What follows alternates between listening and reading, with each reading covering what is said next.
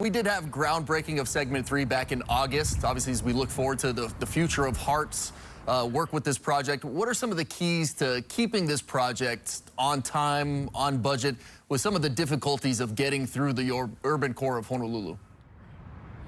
Oh, it's going to be very difficult. There's a lot of unforeseen things that we encounter underground, so we are still doing the utility relocations. Downtown should be complete by the end of this year, Birmingham by the end of next year, and as we encounter issues, you know, Hart doesn't just sit back and say, Mr. Contractor, that's your problem. We work collaboratively with each other, with the contractor, with our designer, with our stakeholders. How do we solve the problem? I have an example where we ran into some issues on a conduit going under the canal.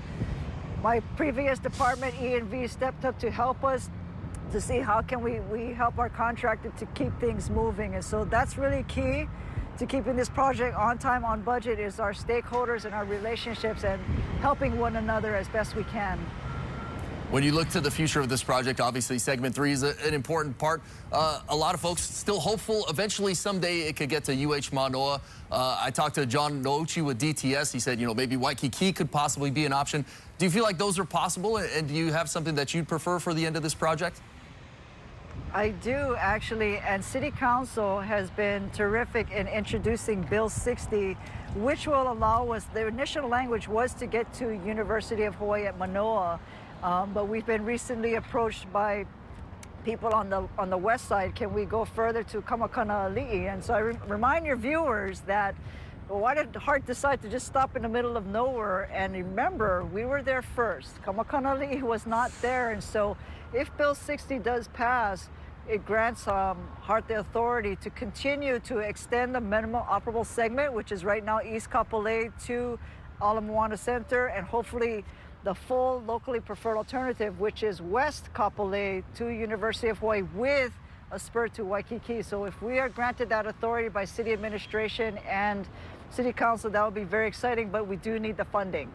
Because right now our funding truncates at 2030 and we can only get to Civic Center, but the goal is we have to get to Ala Moana, we have to get to University of Hawaii Manoa, because you can see the impact when they are back in session, the impact on the...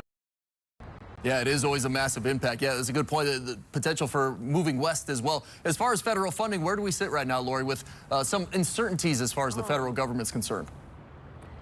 So far, we have a positive outlook. So now that we've transferred and opened up second segment, we are eligible for another $125 million.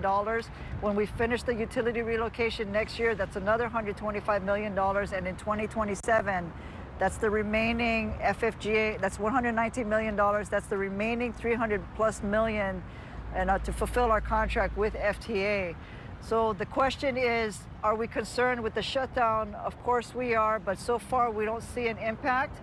We would put in the application to get reimbursed. We have to submit all of our invoices, and FTA is shut down, but I'm hoping that they'll be back in the office within the next couple of months. But if we don't get that tranche of $125 million before the end of the year, or even our fiscal year, which is June 30th, we'll still be okay. We have the funding right now.